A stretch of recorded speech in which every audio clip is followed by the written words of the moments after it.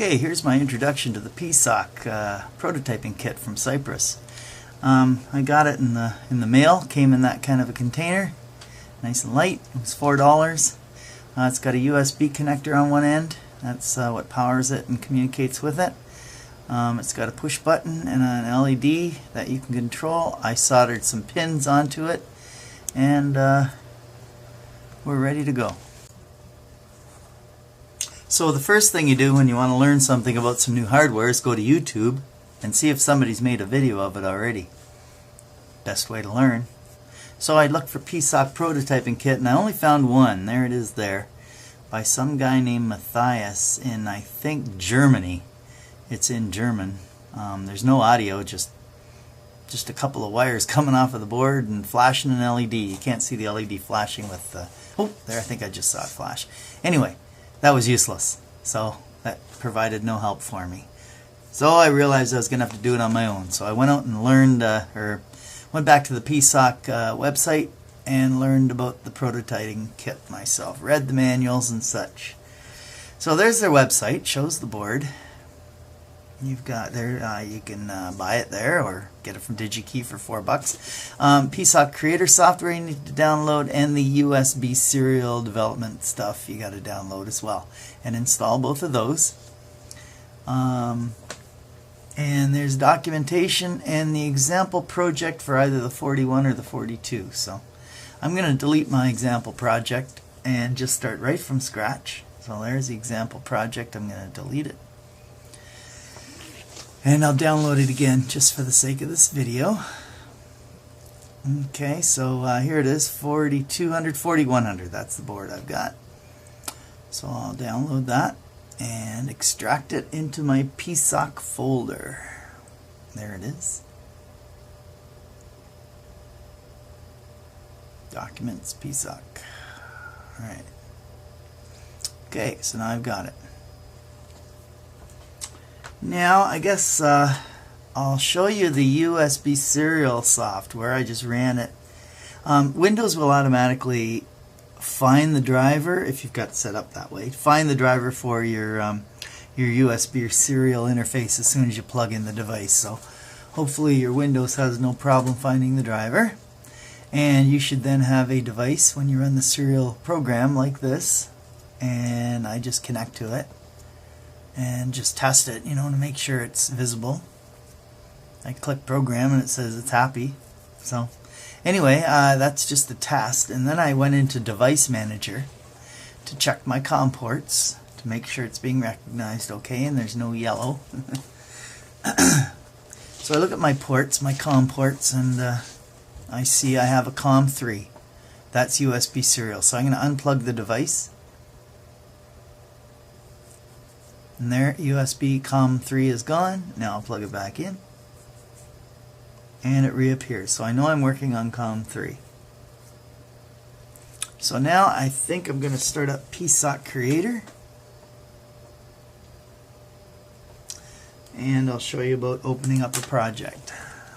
The example project for the 4100.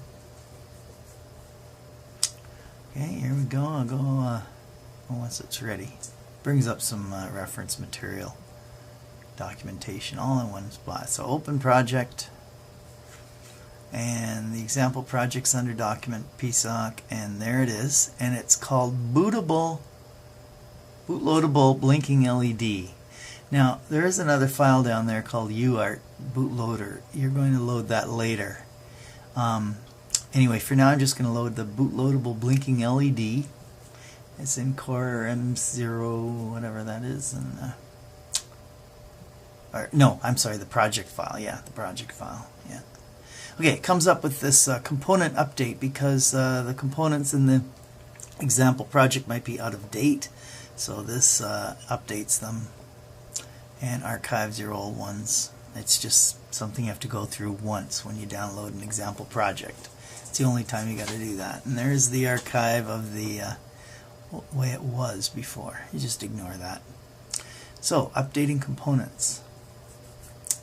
See, while it's doing that, there's two versions of this. You can program it like the $4 version, like I'm going to do, which requires that you load this bootloader component into your projects. That way you can just stick with a $4 version and just download directly from the USB.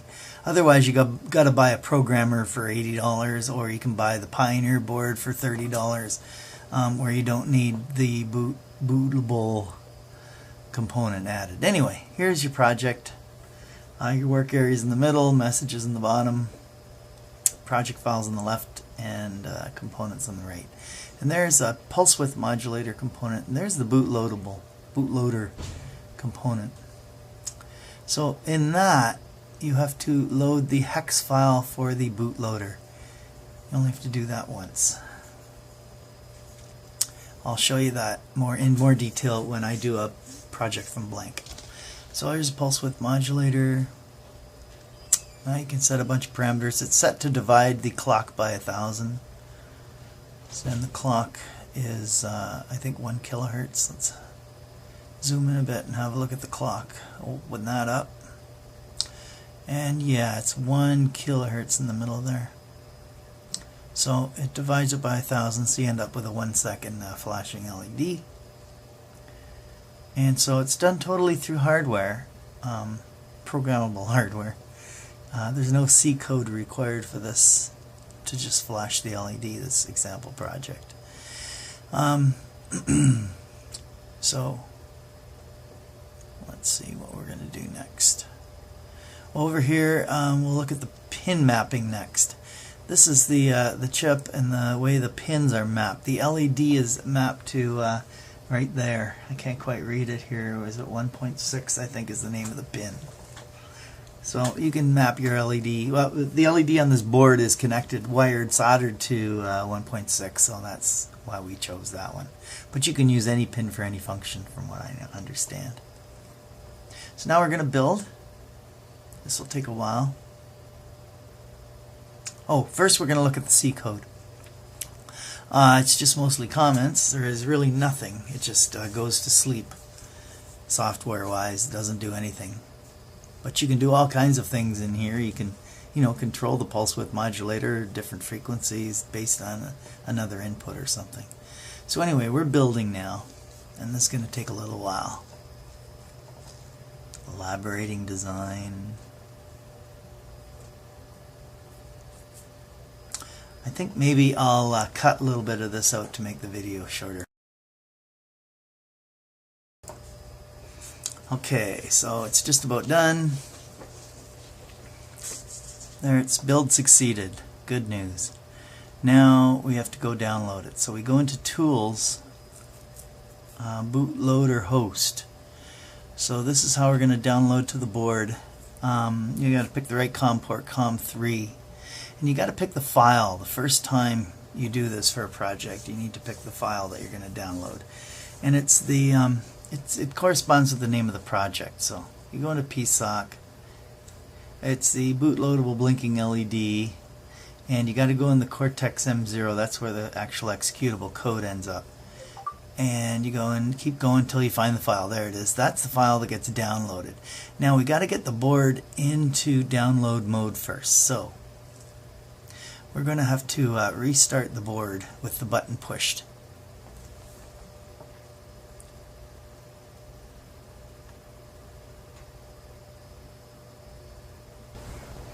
Here we're going to restart the board. So we're going to take the power out. Take the power out. See the button there? Take the power out, push and hold the button, and then power it up, and it blinks fast. That means it's into download mode and we're ready to go.